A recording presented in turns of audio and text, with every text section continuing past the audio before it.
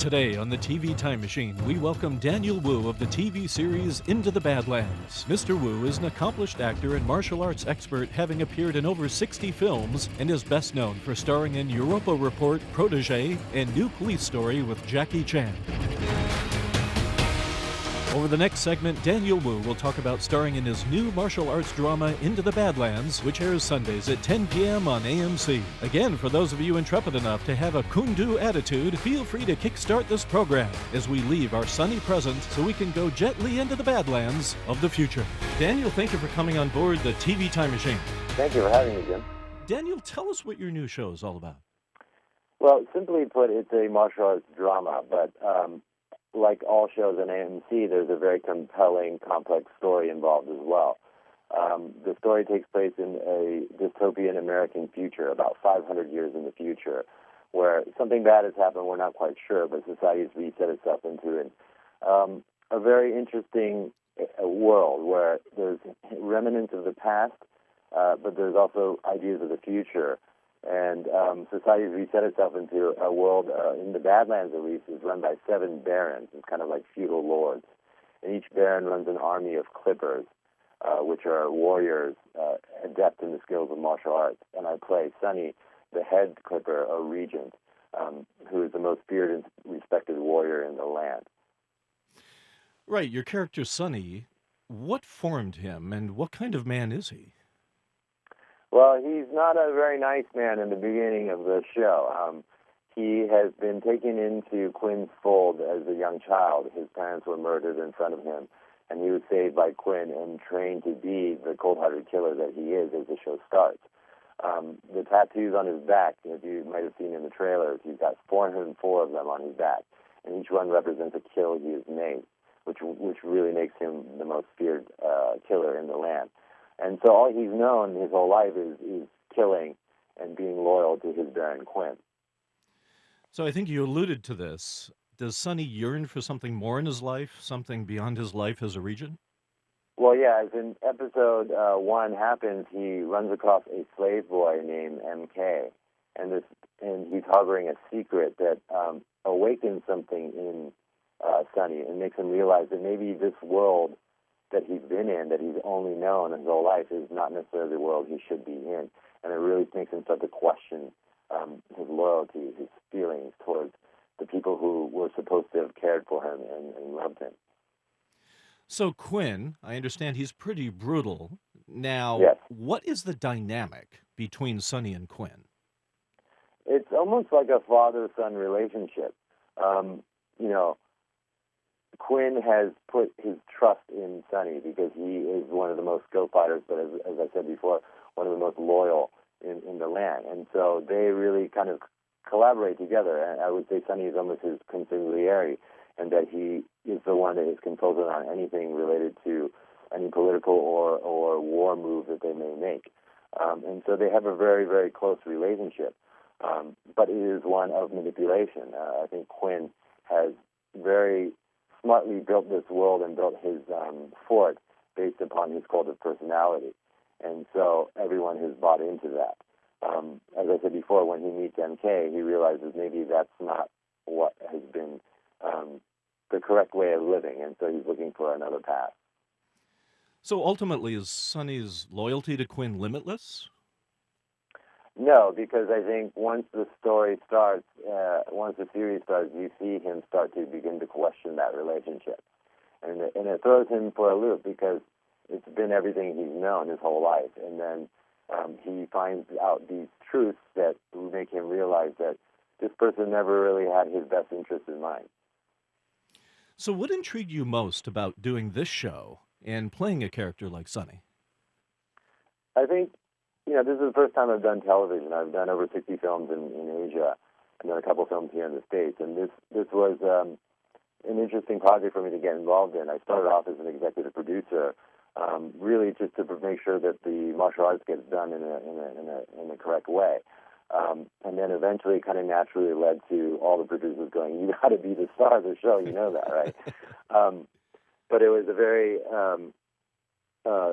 interesting process to get to that point. As an executive producer, I thought that this role should be given to somebody a lot younger. I'm 41 right now, and I thought, if this show is successful, we go on for 5 or 6 years, we could be, you need a professional athlete, basically, and so you want somebody who's in their physical prime. Not that I'm, an old dude right now, but, I've had my physical peak in my 30s.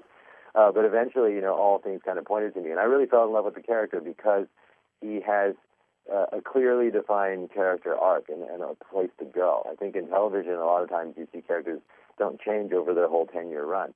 And for me, coming from film, I wanted to have something as an actor to kind of grab onto and keep me interested throughout the series. So when you were younger, what inspired your interest in martial arts? Oh, definitely film. Of course, I watched Bruce Lee movies and Kung Fu theater as a kid growing up. Right. But it was distinctly, I remember watching Shaolin Temple, which is Jet Li's first movie. He was 19 at the time. I think it was 1981.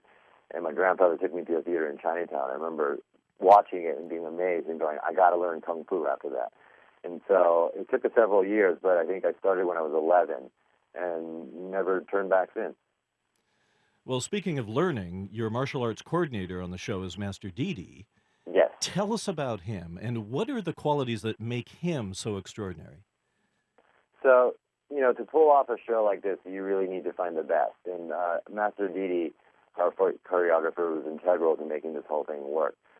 He's had tons of experience, over 30 years of Kung Fu movie making experience. Of films that you guys may know, he worked on The Matrix, he worked on Kill Bill, he worked on Crouching Tiger. Wow. All of the seminal films of the past 10, 20 years he's had his hand in. And so he was a really important part of the process because he has experience that was very important, training the other actors who had no martial arts experience and getting them to a level that makes them be able to perform the level of action that we wanted them to perform. Right. How challenging is the training for the cast of Into the Badlands? I think it was incredibly challenging and shocking for them, especially since they had no martial arts experience prior. Right. We had a 6-week fight camp or boot camp that was 9 hours of training a day to get them ready for what the shooting process is going to be like. Because, for example, we have about a dozen fights. There's 12 very long, clear fights in the show, and each one, I'm involved in 11 of them, but each one takes. We had to shoot in a very short amount of time, and we shoot like 12 to 16 hours a day, 6 days a week. And so that's, for someone who's never done that before, it's a jarring process. And so the 6-week fight camp was really to get them acclimated to, the shock that we were going to put their bodies through when we started filming. Now, you mentioned Bruce Lee. I mean, I grew up watching Bruce Lee movies, loved him.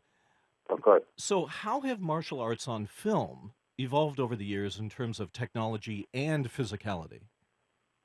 Well, I think we're seeing much more amazing physical work now in the martial arts world as we see, like, those different skills of developing, integrating different ideas like parkour. There's this whole thing called tricking now, where people are doing, difficulty martial arts moves, flying kicks, like 5 kicks in one jump, things like that. And so it's really changed the world in that the action is becoming even more dynamic than it was in the past. And for example, in our TV series, we had access to a technology called Mobi cameras, which are like steady cameras, but very small, compact, and light. And so that allowed us to get the cameraman into the action. And that's really what the Hong Kong style, part of the Hong Kong style is about, is that the cameraman is the third fighter, if you will, in there within the fight. So you can get in close, pull out wide, swing around the fighters, and so you get a good view of all the action instead of what is normally done in the past is the camera stays still, they edit every action, and it becomes a very disjointed fight scene. This allows us to do many moves in one, all in one shot, and also keep it very dynamic in terms of visuals. Which is an amazing visual. I mean, your fight scenes are incredible and incredibly complex. It must be very hard to shoot. Yeah, very, very intricate and very detailed. It was a challenge to make it in the short amount of time that we had, and we know why now. Our number one goal was to try and put this kind of martial arts, this level of martial arts on American television, and we know why it's not done in the past, because it's very, very difficult and challenging to do on a TV schedule. So what can audiences expect to experience when they tune into your show? I think audiences will be pleasantly surprised that this is more than just a martial arts show. I mean, I think in order to stand up to AMC's reputation of great drama. This film or this TV show has to have great storytelling and great characters and compelling story to intrigue and get a larger, wider audience involved. And the story really is what makes it. It's not just the martial arts. I think the martial arts really serves the story. And there's a lot more there than just fighting. There's this political intrigue between the barons and their internal fight. There's the widow, who's a female baron, who has these very strong feminist ideals, and she's starting a war against Quinn, my baron. Within Quinn's house, there's the two characters played by Orla Brady and Sarah Bolger of Lydia and Jade, who are the two wives of Quinn, and them fighting for his affection and love. And then the son Ryder, who's also trying to fight for his father's attention, also battling Sunny for power within their family. So it's a very, very richly woven story of different tales that I think any kind of audience member can get behind. It's a great series. Looks beautiful. Daniel, it's a tremendous pleasure having you aboard the TV Time Machine. Feel free to join us again in the future or in the past. Thank you so much for having me on the Time Machine.